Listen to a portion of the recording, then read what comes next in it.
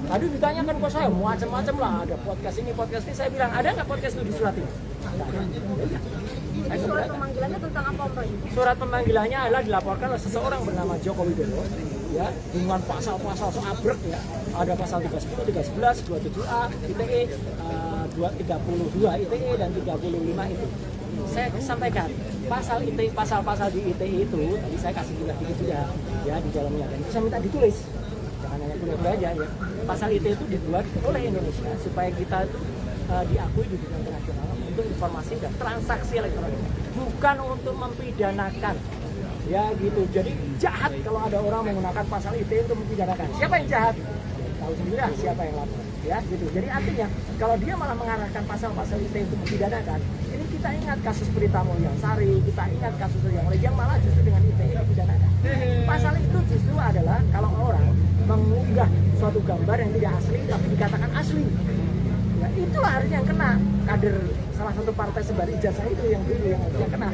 Tapi saya pun tadi dipancing, kenal itu enggak, itu nanti biar dilaporkan oleh yang lain. Berarti masih ada beberapa pertanyaan lagi. Saya tidak tahu, tapi yang jelas saya tidak menjawab yang tidak ada hitam di atas putih di surat itu. Surat itu menyebut tanggal 26 Maret.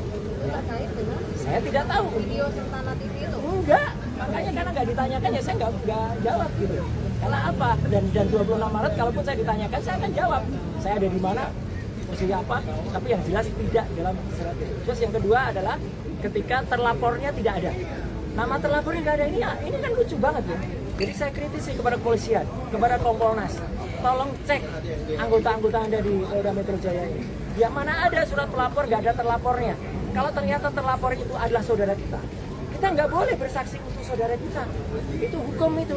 Ya bahkan sampai 3 tingkat derajat 3 level. Apalagi kalau terlapornya itu nantinya kita. Ya, maka kita berhak untuk diam. Gitu loh. Jadi satu nggak ada lapornya. Kedua, undang-undangnya juga yang dipakai adalah pasal sinumpang. Kemudian yang ketiga, lokus dan tempusnya saya tidak mengenal.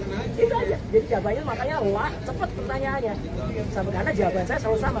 Ketika ditanyakan itu saya jawab. Download Tribun X sekarang. Menghadirkan lokal menjadi Indonesia.